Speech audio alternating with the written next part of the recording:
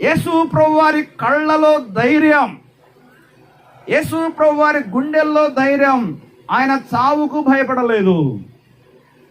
ఈ ప్రపంచంలో ఏ వ్యక్తి కూడా పొందలేనటువంటి కఠోరమైన, కర్కశమైన, శాపగ్రస్తమైన మరణాన్ని యేసు ప్రభు భరించాడు.